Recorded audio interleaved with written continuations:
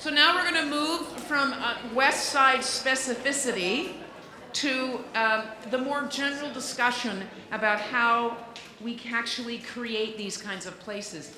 And as I said to you in the beginning, we really were interested in convening a discussion about the unique role that the corporate community plays here. Because we all come from different places or different cultures or experiences where there's an assumption that this kind of placemaking is, oh, well, that's government's job, or, oh, that's neighborhood's job, but in fact what we're finding increasingly, and you heard it talked about here, is that increasingly these kinds of civic common spaces, the stewardship of them and the ownership of them and the management of them and the programming of them is becoming a more and more blended kind of experience. And we really wanted to hone in on this and to hear directly from the corporate community what their perspective was. And in particular, we were interested in the economics of it.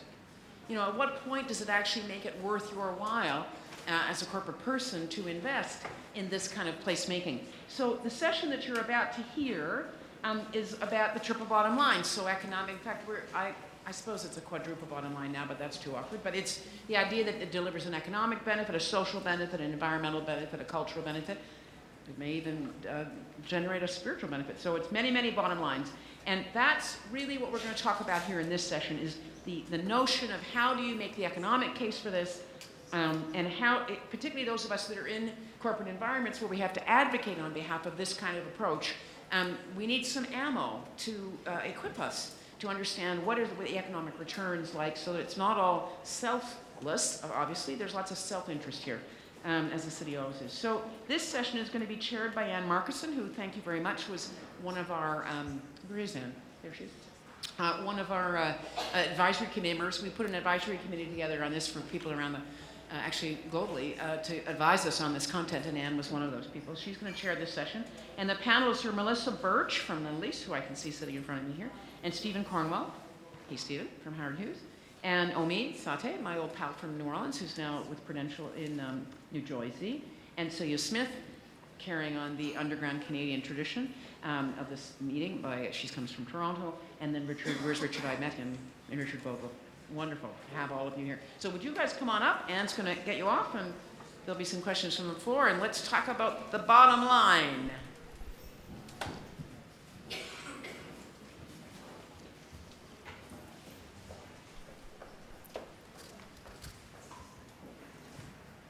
Okay, are we ready to go? That was a great session, by the way. Kicked us off. So we have 5 powerhouse people here, and I think it'll be a very exciting session. I'm just going to say a couple of things at the beginning. I was baffled by sort of all the agendas, really, that we were asked to express. And I'll just read the rubric for the overall day, which is an exploration of best practices in building civic spaces that drive economic growth, create place, and enhance a city's competitive advantage. So, and there are tensions between those different goals. So I'm asking each of you to keep that in mind as we go along.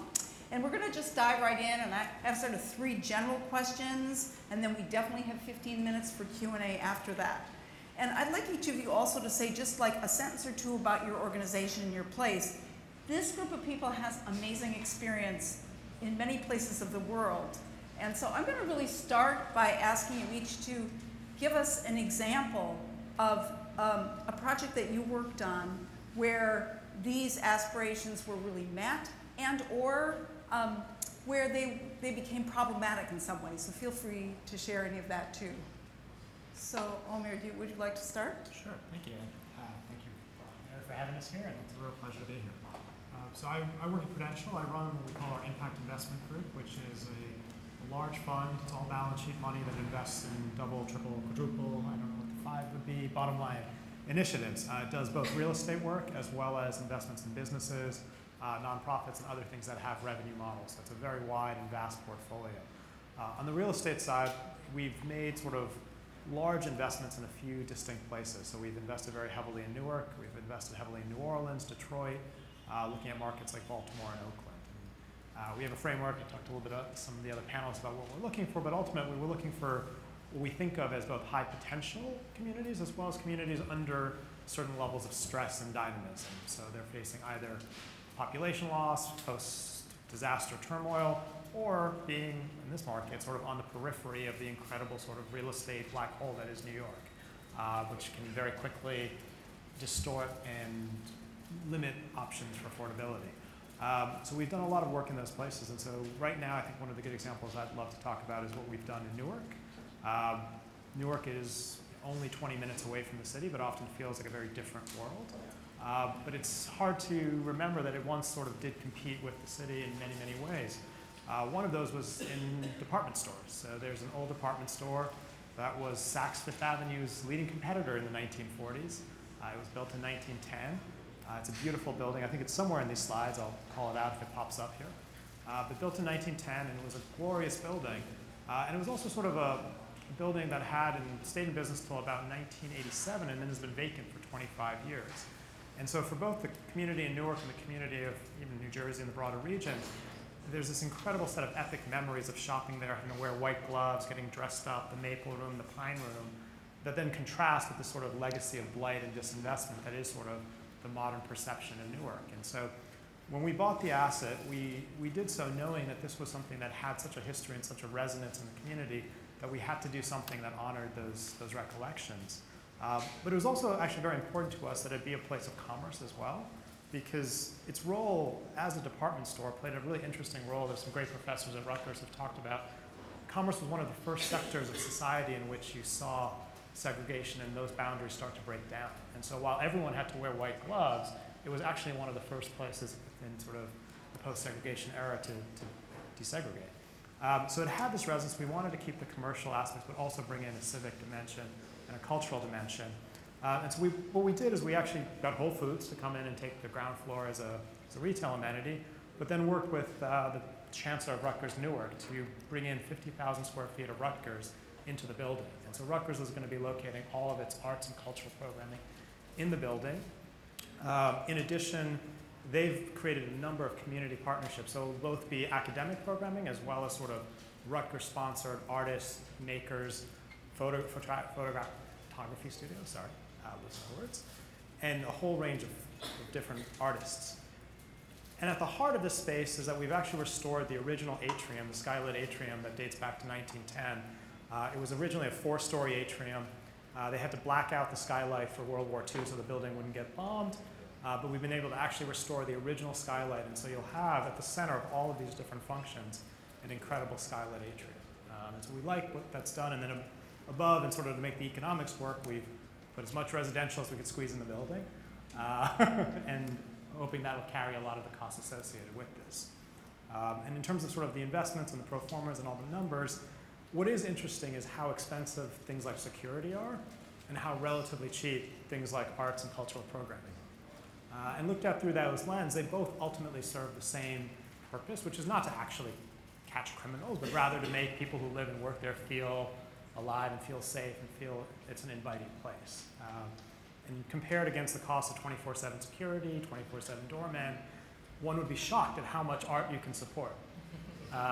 And so that's sort of been just Give us some comparative numbers. So let's see, I mean, in a union wage environment, you'd be looking at paying roughly $20 an hour, 2 security guards, $40 an hour, 24 hours a day. That adds up pretty darn quickly in terms of what kinds of programming and arts you can bring in as an alternative. So, Thank you. oh, so that's the Haynes building, finally popped up. So you can see that's the original atrium there on the upper right. That was the building when we bought it. And you can see on the lower right how we've actually lowered the skylight to above the second floor. Just because we didn't have enough programming to actually fill 4 floors of the skylight, but that gives a vision of sort of what it looked like. And what's kind of neat about that vision is that if you see some of the great spaces at Brookfield or at Gotham West, or this concept of urban markets, instead of beauty bars, it's now oyster bars, but it sort of works. Great. Yeah. Thank you. Steve. Hi, I'm Rick Vogel, Silverstein Properties. I run our international division, and I just returned to the U.S. after living in China for 11 years, where I've witnessed city building at a scale unprecedented in world history. Some of it done very well, some of it done very, very poorly. But from that vantage point, I've also been able to see great cities like Tokyo and Roppongi Hills and what happened there with Mitsui Fudosan and Mooring, what they contributed to civic spaces. In Shanghai, Vincent Lo's Xintiandi, which is a remarkable place I'll try to point out on the slide deck as it comes around, where he invested heavily in renovating an old historic district and bringing in restaurant operators that he subsidized for 3 years, but ultimately created value on the perimeter where he developed office buildings and residential. So he had to place a big bet to get there. And then I'll talk a lot about Marina Bay Sands in Singapore, which, as you'll see the slide deck, are those 3 kind of similar looking towers that support what appears to be a cruise ship above the city of Singapore that was developed by Sands Hotel and Casino. That came in and had a very methodical way of calculating the bottom line. That business model is very unique in that they were able to get a casino license, which was the invitation to Singapore, that allowed them to build a casino that took up 1.5% of the floor area and generated 75% of the revenue. So with that type of an imbalance, you have a lot of money you can spend on public spaces, and what they did at that waterfront and bring in arts and culture was pretty remarkable as well.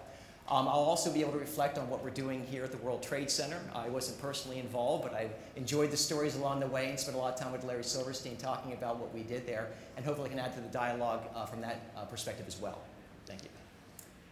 Stephen Cornwell. I'm originally from Australia, and Mary, I'm fraudulently up here as not a corporate person. I'm a creative person, but I'm happy to sit amongst these great. There are. I'm one of the few that are emerging.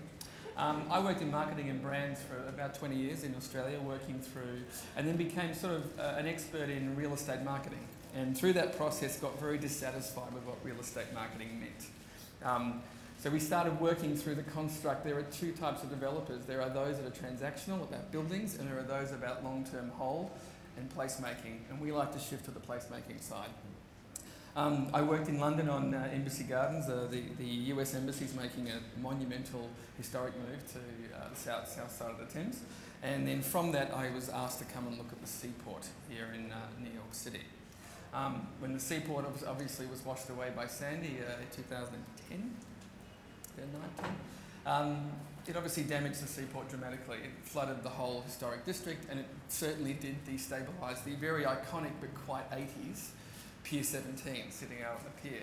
And it's interesting, when we actually finally pulled that down, everyone was talking about how ugly it was before, and then the minute we tried to pull it down, what are you doing to the 80s Pier 17? Which is shocking. So legacy things like that tend to get difficult to develop in.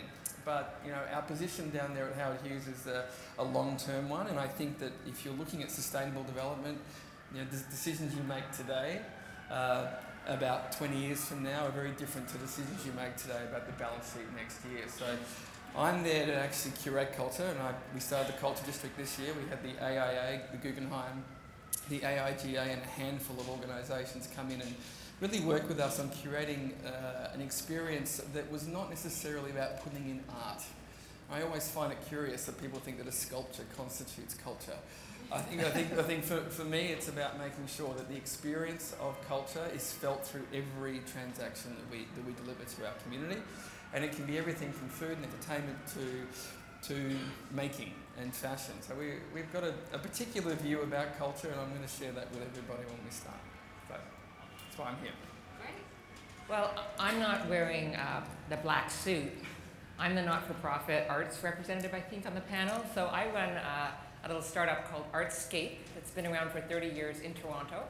But we consult around the world because everybody wants a little jazz in their community, and I think most enlightened municipalities have figured out that it's actually the way to economic and social sustainability in their communities. So we do actually consult around the world. But in Toronto, we've developed about half a million square feet of residential and commercial space, below market ownership and rental accommodation for artists and their families, and several brilliant community hubs, which are transforming some areas of the city that have been derelict and have been really depressed. So one in particular, which Mary has been to, I believe, and Anne's been to in Toronto, is in the Regent Park area, which is a 69-acre, right downtown, social housing development that was built in the 40s. They tore down the slums. They built Regent Park thinking at the time that this would be this beautiful park city enclave separate from the rest of the city, no roads running through, no retail whatsoever, not a grocery store to be had, no arts and culture facilities, no athletic facilities, and no high school because these kids weren't going to high school. So flash forward, 50, 60 years, We're in the middle now of a 20-year redevelopment of that entire property. And it's transforming, again, this huge part of the city that the rest of us, literally, you would not drive through. You would drive around to get through. And the women sitting around their kitchen tables 20 years ago realized that if this was going to happen to their community, if the whole thing was going to be raised and rebuilt, and they were going to add, from the 7,000 affordable housing units, they were going to add 10,000 market units. So imagine your home, your trees, your buildings, all raised, you're moved out, you come back in, and you have totally new neighbors. They realized that arts and culture was a thing that was going to knit them together again as a new community and make it possible for them to survive this enormous disruption. So an arts and culture center was always deemed important. So when the private developer and the social housing agency, which is a part of the city, went to do the development, they enlisted Artscape, which is a not-for-profit property developer and property manager, to build, conceive, fundraise, and build, and then run for 50 years. We have a 50-year horizon. Run an arts and culture center. And what does an arts and culture center look like in the middle of this neighborhood that we knew what it was and what is it going to be? 57 different languages spoken in the homes of these residents, and people coming from every country around the world. And why I think it's an interesting example is that we've heard examples about people building edifices for arts and culture. You know, building the performing arts center or the outdoor stage or putting the big sculpture thing up. But what I'm talking is authentic arts and culture that happens in space, because you have to build a space for it, but actually is connected to the people who live and work there. So our Arts and Culture Center has fully professional arts activity happening in it. It also has the most grassroots stuff you could ever imagine, and the kids running around doing whatever they feel like doing. And again, I run the business of this. I have to have a sustainable model. I run it as a social enterprise. I don't seek funding for this. I run it. I charge you a lot. I charge you nothing. And between the two, I pay my bills in the middle. And I hopefully will be able to do this for decades to come. And this was a real development partnership with a private developer, the Daniels Corp., who are brilliant and so enlightened, and the city. And I would say that all of the projects we're doing are that kind of sort of three-way partnership, because none of us are able to do this. I would say Daniels couldn't do this without me, and I certainly couldn't have built this without them and without the city. Hello everyone, I'm Melissa Burch. I am the head of development for Lend Lease New York. Lend Lease is a very large global firm headquartered out of Sydney, Australia. The company is $40 billion of development globally in London, Sydney, Melbourne, Perth, Singapore, Kuala Lumpur, and I am in the process of launching our business here in New York. The company, many of you may know it as a significant builder in this market. So all of the high rises that are going up all over town, including in some of this Midtown West area, are Lend Lease built projects. We have a $5.5 billion pipeline for construction. But in the last year, we've now secured projects for our development platform in Chicago, Boston, and New York. We now have $2 billion under development, over 4,000 units under development in those cities. So I spent the last 12 years prior to my coming over to Lend Lease with Forest City Ratner Companies in Brooklyn.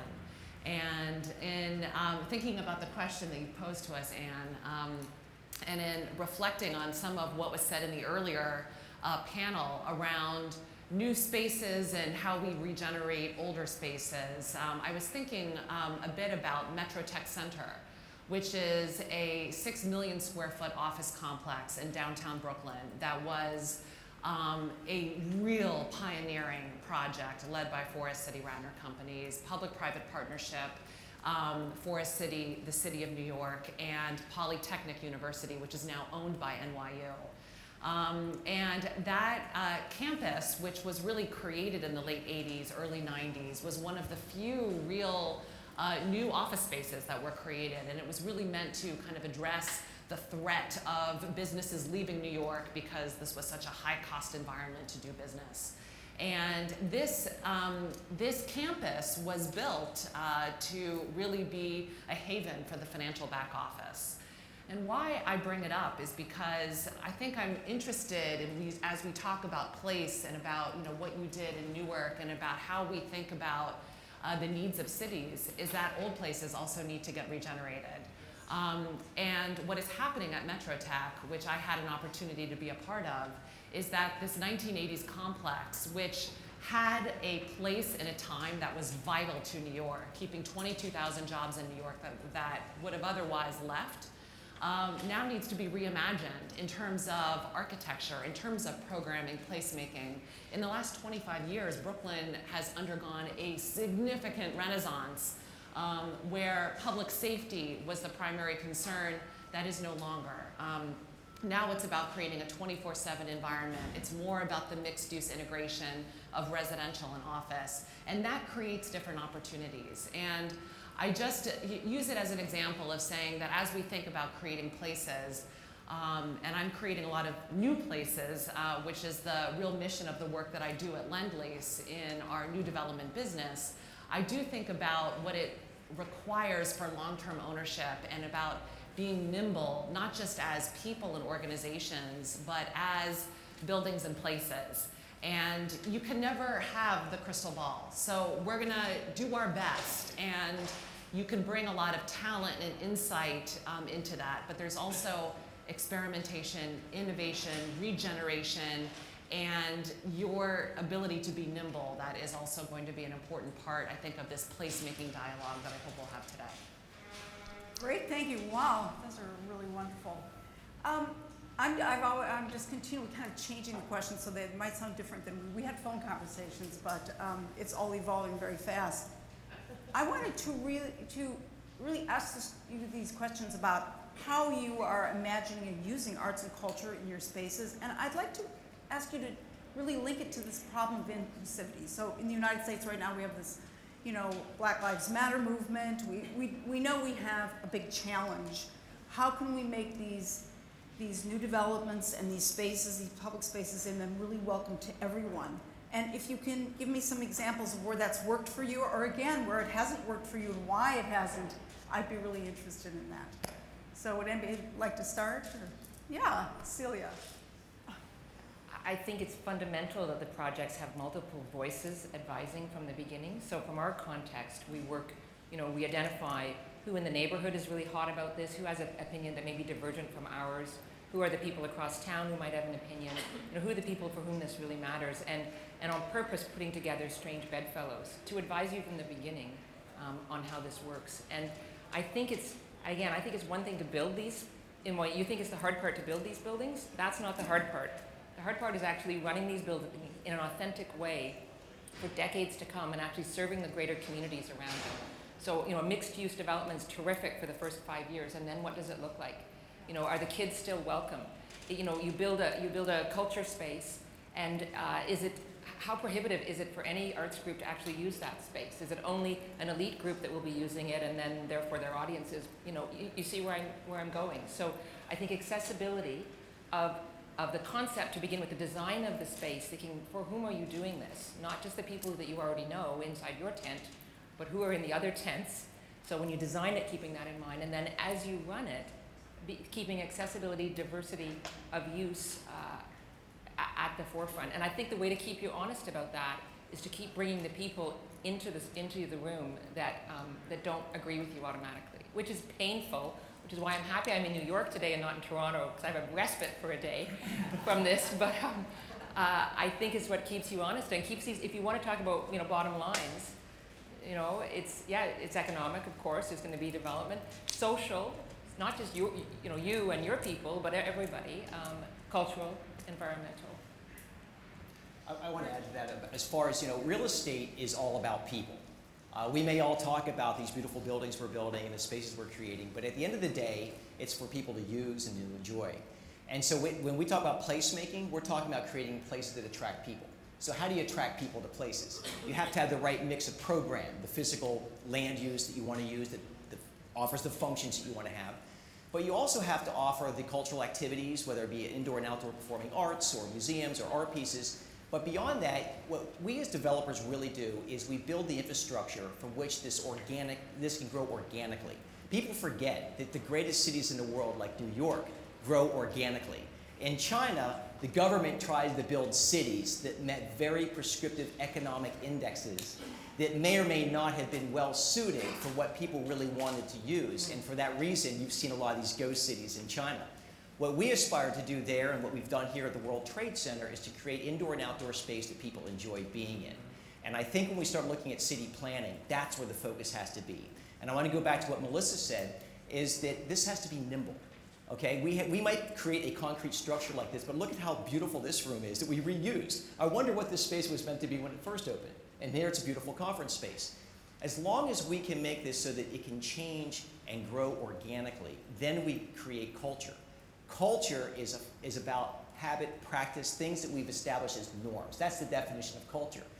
There's nothing we can prescribe. It just happens. So it's really up to us as developers to create that infrastructure that allows things to come about culturally, organically. I think also, I mean, we're working on a project that is fundamentally has a fabric, a historic fabric, and it's well loved by the community. It's definitely guarded by the community. I think that one of the troubles that we have a little bit is that culture is not something that you can ignite overnight. You're right, it takes time, and you do have to be authentic with it. However, I think communities do like to be steered in a certain direction. I think just to let it happen organically, you think about what happened in real estate in the 80s and 90s. There was a proliferation of buildings that were made, and no one focused on the public space or anything to do with what would happen once those commercial transactions were made. And so the pop-up culture began, where people started to insert pop-ups everywhere because developers got it wrong for 20 years. So what we should be looking at doing is developing to enable those public spaces to happen organically, but to curate them as well and not have to worry about putting pop-ups and pop-up stores. And there's also this idea of the commercial side of infill. I mean, we're working in a space right now that it's only 40% leased or 50% leased, and a lot of developers will leave those spaces empty and wait for the right tenant. And we decided from the outset that there are a lot of organisations around New York where space is a commodity and they need space. Cultural organisations need space and they need a platform to tell their stories. So we gave them all those spaces for free. We also funded them. We didn't just say, here's the space, good luck. We funded them into them and we got them to curate really their own story with our space, and that's made a huge difference to our reputation. It's also made a huge difference to the way the community's using the seaport. And we for a long time, unfortunately, had a reputation of a sort of a beer-swelling Wall Street backdoor. Is kind of how I got given it when I started. This is the place where Wall Street came to drink and smash bottles, and it's a tourist trap from the 80s. That's how I entered the seaport. And yet, looking at it with fresh eyes, I think it can be the Covent Garden of New York City if it's dealt with the right way.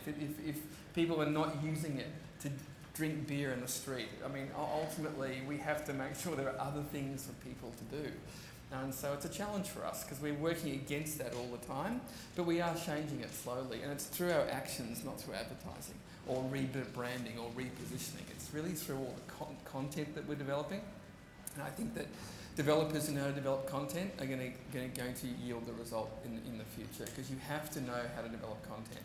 Advertising and repositioning, I don't think actually works. Yeah, no, I'd love to pick up on something as it pertains to the development of content and also thinking about infrastructure, which you mentioned, Rick. I've had an opportunity now in my new role to spend some time traveling around the globe, including to Sydney, which is really an exceptionally dynamic city. There's a Lend Lease development there that is called Darling Quarter. On this development, it's a 1.5 million square foot development. It's all commercial office space, with a very significant retail component and a phenomenal playground. And one of the challenges that was really put forth by the in-house development team in thinking about how to create activation of the space after hours, which is a huge challenge in some of the more commercially oriented projects. So what was done by the team, and it was really one of my favorite things that I saw of everything that Lend Lease had done, and there were so many ideas that were so exciting to me, but this one really stood out, is that they transformed the facade of this building, which has 557 windows, into each window became a pixel in a LED light show that became a huge canvas for art at nighttime. So it was a way of creating after work hours, and they do it through this, it wasn't like some massive LED screen. It was through a really interesting integration in providing the infrastructure of an LED tube that kind of shone onto the window that had this certain louver. Not to get into the details of the design, but what it allows for is, in terms of content, Ramus, who's one of the lighting designers for the U2 shows, was partnering with Lend Lease to really kind of create some of the initial content around what these light shows would be.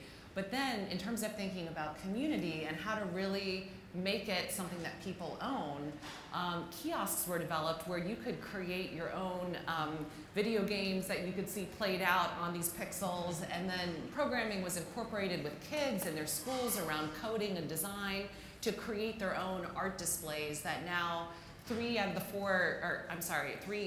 nights a week there's more Lend Lease driven content, and then the 4 other nights out of the week it's more community and other type of artists that can participate in that canvas, and that's just out there for everyone to see, but really embedded and integrated through infrastructure into the building.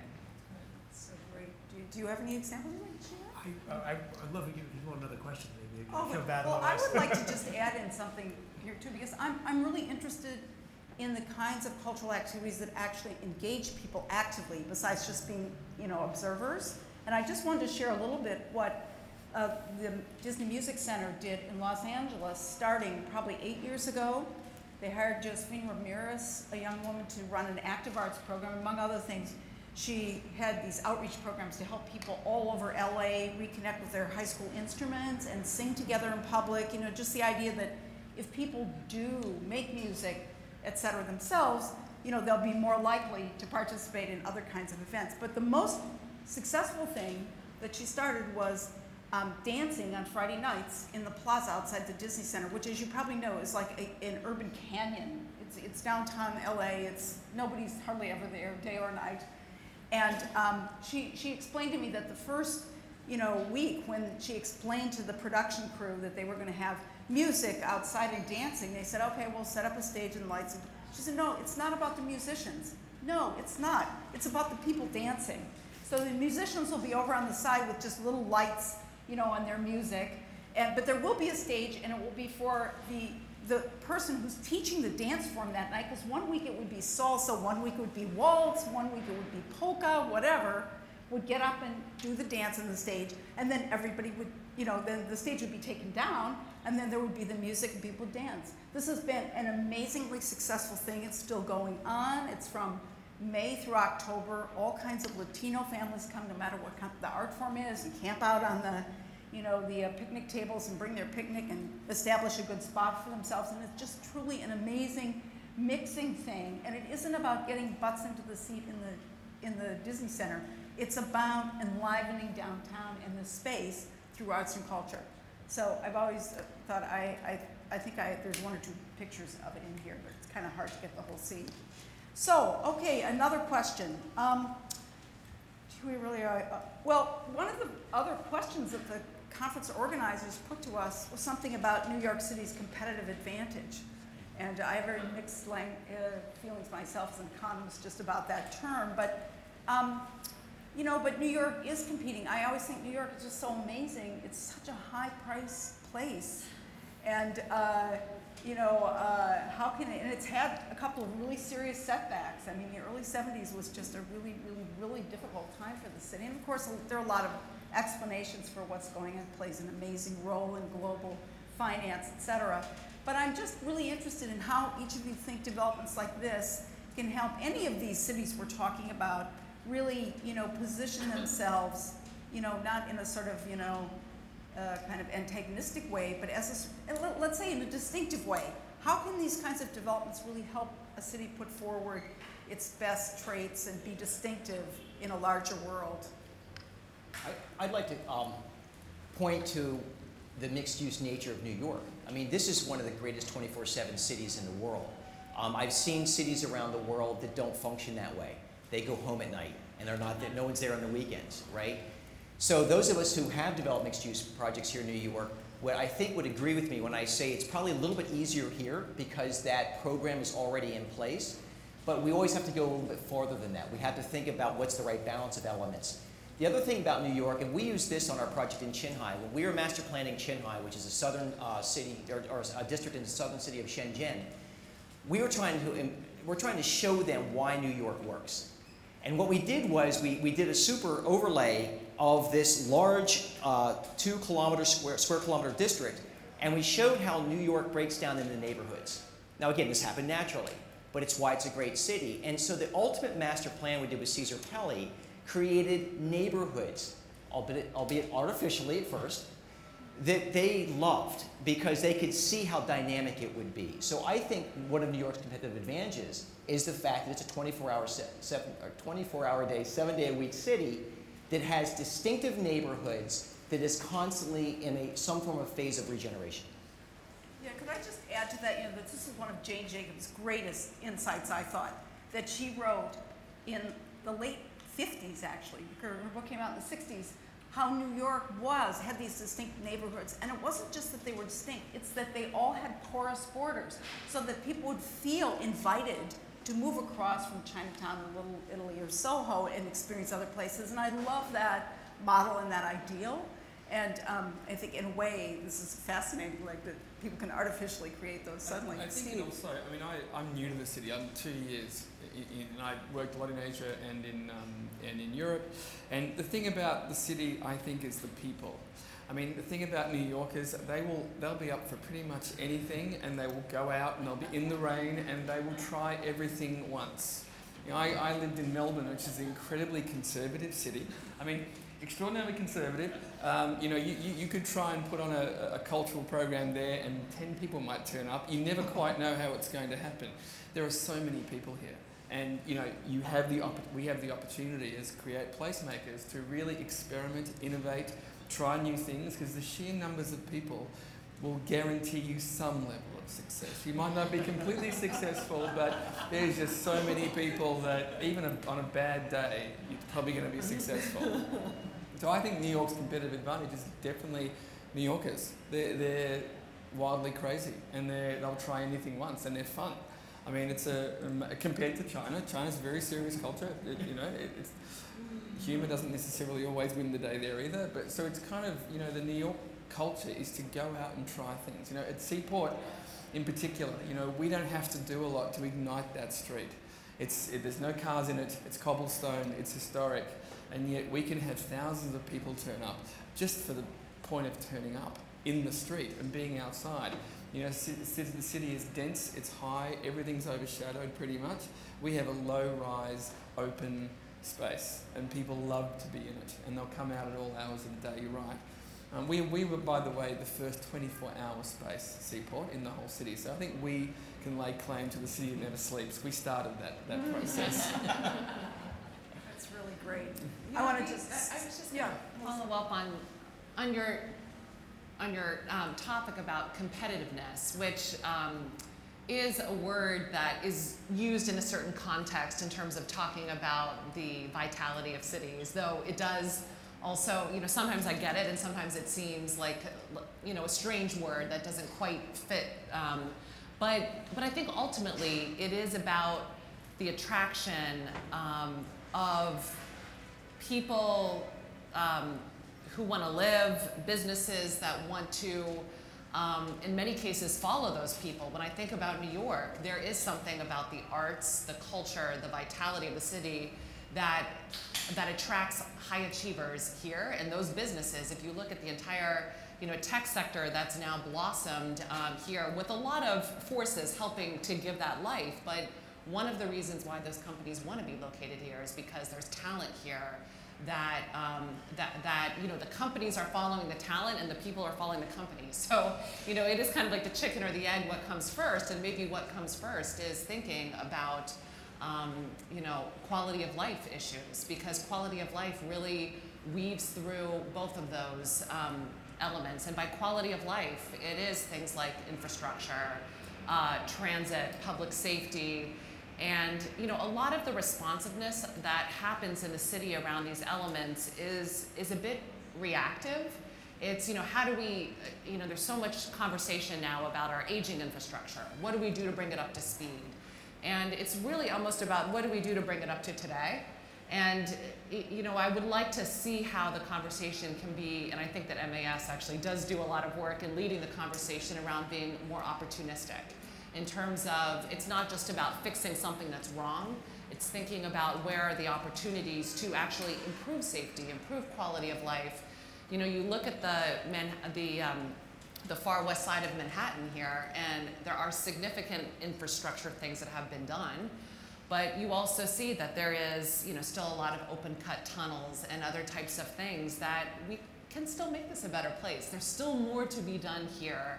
And I think that some of that infrastructure can be not just about does it make economic, will it stimulate new economic activity? I mean, yes, that is one dimension, but it's also, will it create a better experience in terms of health, wellness, safety, quality of life that will ultimately be a magnet for talent? Great, and I want to ask, actually I just make this question because then in a few minutes we're going to open up, but on our phone conversations, Rick, Melissa, and Ommeed, you all talked about the waterfront, and I think, Ommeed, you made this really interesting remark that that this area is closer to Philadelphia than it is to Long Island. So I would like to just hear a little more about that because it links into what you're saying about quality of life. So how does this waterfront fit into this? And maybe we could link arts and culture somehow to waterfront as well. So any thoughts? Yeah, go ahead. In part to the prior question, part to the question just asked, I take a somewhat more pessimistic look on the placemaking potential of New York because to some extent, New York is full. If you look at it, so we're in the midst of what we talk about as a massive building boom in New York City, but last year was the single highest number of permitted units, and that number was 20,000. It's 2 buildings in Shanghai. It's Jersey City permitted 20,000 units last year, so one city of 250,000 people on the other side of the river.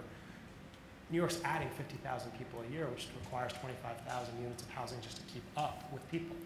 The city has lost its ability to actually maintain any ability to create growth or create housing or create adequate services for the amount of demand.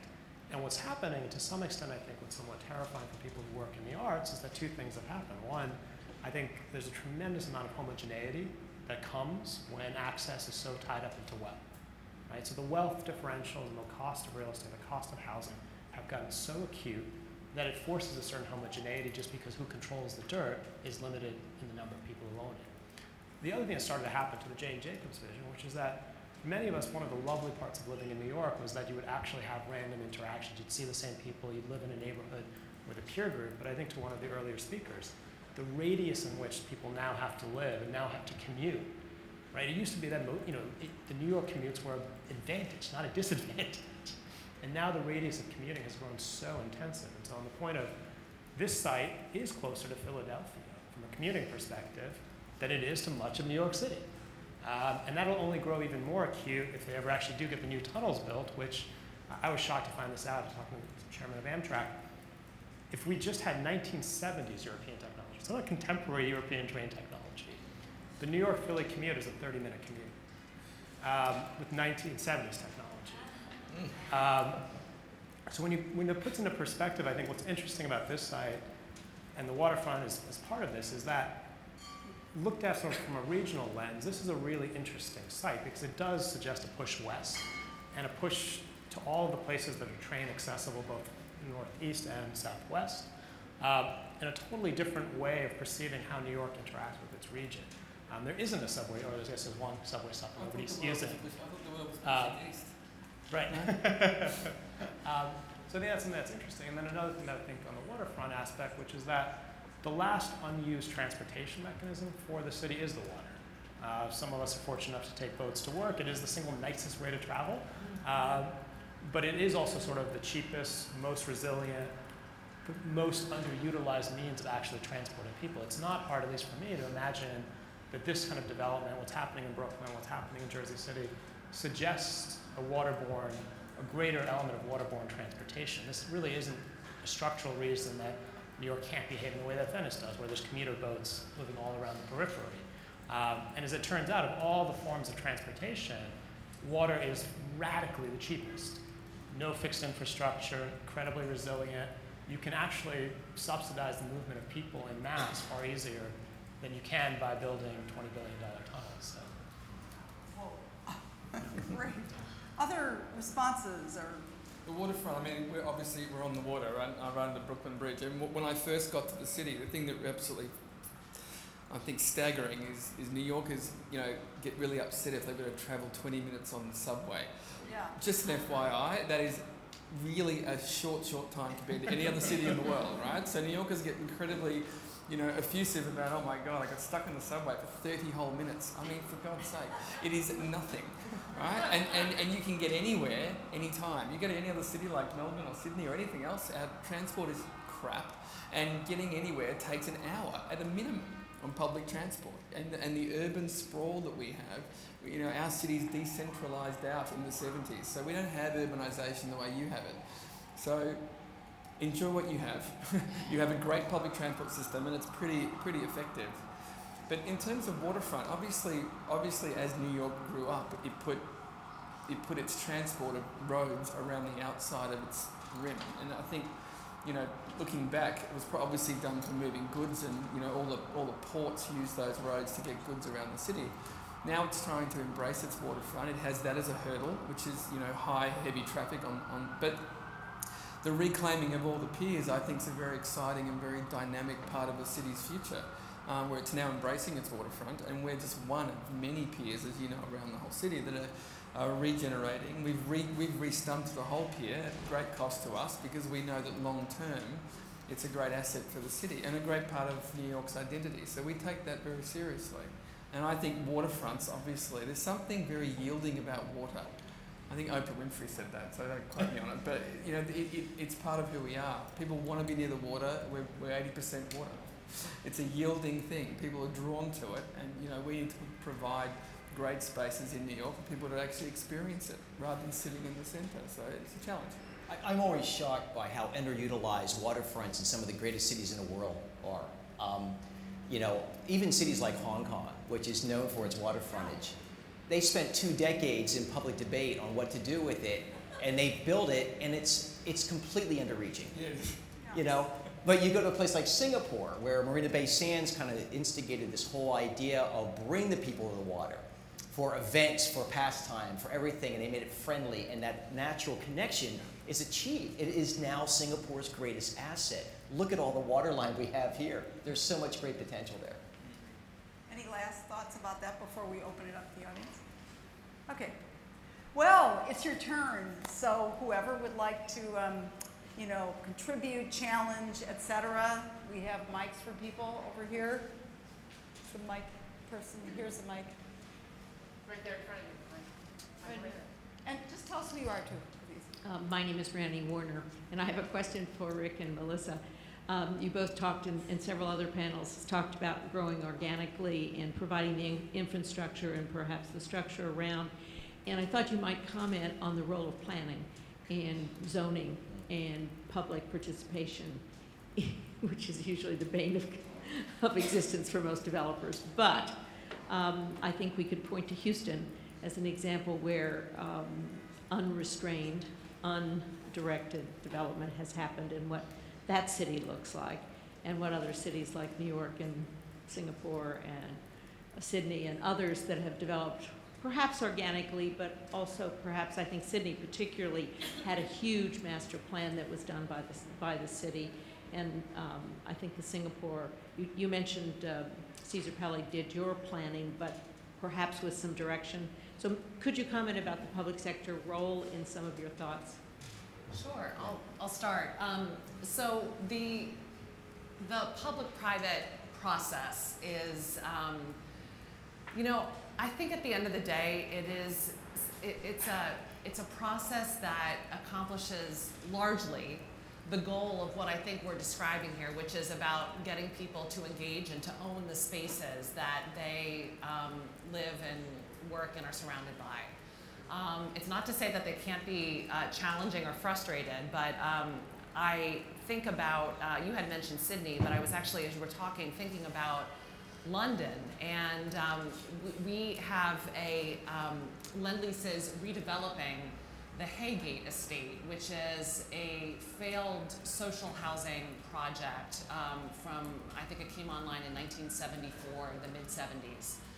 And the process of taking something that was not a successful model, it was a bunch of concrete block structures, a significant amount of social affordable housing, all connected through elevated pedestrian bridges. It was a really kind of, meant to be this utopia, and instead really turned out to be kind of an urban dystopia of, and the city of London, actually the specific region, Southwark, was, in that example, looking for a development partner to be a part of that planning process with the community and come out with something. And that project, Lend Lease is developing, called Elephant and Castle. And they're doing it in direct partnership with government. So it is a true public-private development partnership. And you see, whether it's Hudson Yards, whether it's, Atlantic Yards, the South Street Seaport, these are all kind of the intersection of those forces. And, one keeps the other in check, and that tension, I think, can sometimes be, it can sometimes actually push you to come up with solutions that you would have never probably migrated to on your own. In particular at Elephant and Castle, just to talk a little bit about the weaving placemaking back in, we haven't necessarily touched on early activation of sites, but in particular that site was demolished, and then there was a need to think about not from a city planning perspective, because that was done through a formal process of figuring out what the new plan is, but in terms of thinking about how to already initiate some of the placemaking while that larger plan was getting put together. There was real emphasis put on early activation through creation of grow gardens where community could kind of come in and still interact with the site, even though it really was just a flat piece of dirt and very much under a planning and construction process. Or shipping containers, which are used there to house small businesses. 40% of those businesses are run by people from the Southwark community. So thinking about how to activate and program the site even before the full planning process has really migrated its way through, which can sometimes be a slow process, but I do think kind of comes out at the right place. I mean, I am a believer in that partnership. And I think it's actually really important that that as developers, and I'm not a developer, but we actually do listen, because ultimately we're custodians of it through the process, and then we hand it back to the community. So that it's the community that ultimately should be addressing what needs to be there with us, and it's really a partnership. So in the late 1990s, I was asked to come in and lead the development of Petco Park, which is the Padres' home in San Diego, and including all the development next to the convention center. And I feared the public process in San Diego because there's a very strong public voice. The project ultimately took 6 years to complete, and it wasn't easy. How do you how do you put a 40,000-seat baseball park into the city center and activate what was then known as the Historic Needle District? And what we did was we had these public forums where people were asked to come in and comment on where should the ballpark go, because they had a lot of flexibility in where it could go. The city wanted it out by the freeway, so there wasn't going to be traffic downtown. We wanted it right up against the Gaslamp corridor because we wanted to keep the spark gap narrow between what we were building so that it would activate quickly. Other project opponents and supporters wanted it in different parts of San Diego. It ultimately ended up exactly 4 blocks from the Gaslamp corridor with good freeway access, but here's what happened. The public really knew what it would take to make it fun, because they were going to be the ones to use it. And if you go there today, it is one of the most active downtown areas. And if you look at what it was just 15 years ago, it's a completely changed venue. So this public process brings the best thinking of all of the stakeholders together to support it. And that's what we should be doing here as well. Agreed. Back there. Hello. Hi. So my question actually relates a bit to the previous one. I'm Priya. Hi. I'm with Lord Cultural Resources, and we work in cultural districts and communities all over the U.S. and around the world. And one of the things that we see both here in New York as well as in other communities is the issue or the question of artists that, them having to sort of relocate it. It's an age-old story. It happens everywhere. And in a way, it seems like an inevitable, part of the organic process that happens in these communities. And I'm excited that we have artists on the panel, the different panels today, and that we have such a rich discussion about the involvement of communities in this organic process. But I'd love to hear more about either what you all are doing or what you've seen that's worked in terms of involving artists in the work that you do in placemaking, and also in terms of planning, helping to make sure that they don't get pushed out eventually and don't get to actually stay and participate in the benefits that they help to sow. Okay, well, Celia.